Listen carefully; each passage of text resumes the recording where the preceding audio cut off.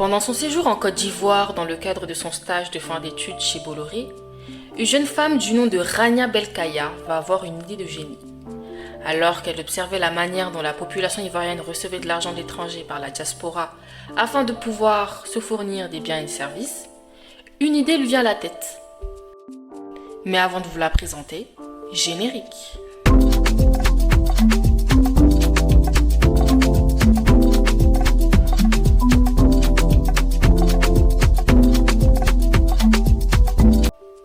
Originaire de Casablanca au Maroc, Rania est une femme passionnée par l'entrepreneuriat avec des rêves plein la tête. Mais avant, elle décide de se lancer dans les études et devient diplômée de grandes écoles prestigieuses. Elle devient alors ingénieure télécom, diplômée de Télécom Paris Tech en 2012 et de l'ECE Paris. Alors qu'elle effectuait un stage de fin d'études en Côte d'Ivoire, dans le cabinet du groupe Bolloré, elle travaille sur un projet de déploiement de fibres optiques entre Abidjan et Bouna.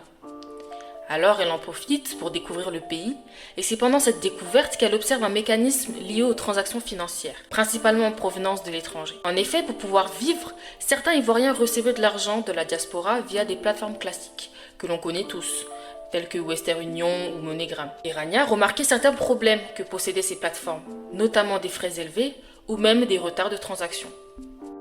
Son idée, le cash to good. On n'envoie pas seulement de l'argent. La diaspora peut acheter directement des produits, nourriture, santé, équipements, sur le site, livrés au pays en quelques jours. Et pour ceux qui en ont besoin, le transfert d'argent classique reste possible. Mais avant, pour comprendre les rouages entrepreneuriaux et managériaux, elle décide de faire un passage à HEC, avec le programme Entrepreneur pendant plusieurs mois. Avec l'aide de ses deux camarades de classe, Jérémy Stos et François Sevestre. Elle décide de lancer AfriMarket, mais on lui dit que c'est trop complexe. Son audace et sa vision prennent le dessus. Elle fait sa première levée de fonds avec des investisseurs de renom, tels que Xavier Niel et Orange. Elle ne s'arrête pas là, avec une deuxième levée de fonds en 2016 avec le soutien de fonds d'investissement français dont Proparco et un fonds d'investissement britannique appelé Global Innovation Fund. Rania Belkaya a su être convaincante et audacieuse en levant 20 millions d'euros de financement. AfriMarket, implanté en Afrique de l'Ouest dès 2013, comme en Côte d'Ivoire, au Bénin ou même au Sénégal, proposait une large variété de biens et services, des produits alimentaires aux produits de beauté, en passant par les appareils ménagers et à la livraison, sans oublier la logistique et bien plus. Pour se différencier, elle utilisait une logistique de pointe, permettant à la diaspora d'acheter les produits pour leurs proches en Afrique et de les faire livrer sur le continent en quelques jours. Bien qu'elle soit à taille humaine, AfriMarket a su concurrencer les plus grands, comme Alibaba et Jumia.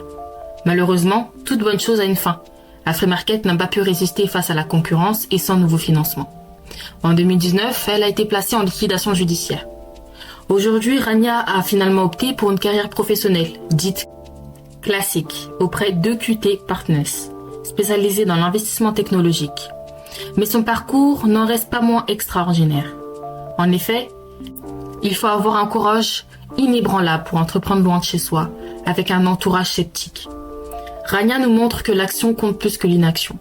Elle a mis sur pied son projet, réussi à convaincre pour lever des fonds, et même si son entreprise a fini par ne plus fonctionner, elle en sort grandie, expérimentée et plus solide que jamais. À la fin, elle a peut-être perdu de l'argent, mais elle a gagné en compétences et en savoir. Cette histoire nous enseigne que tant qu'on ne fait rien, on ne peut pas savoir ce qui nous attend. Plus on agit, plus on se rapproche de la vie qu'on désire. Car qu'est-ce qu'une vie sans action? Si tu crois au pouvoir des femmes sur le continent, abonne-toi pour plus d'histoires inspirantes comme celle-ci.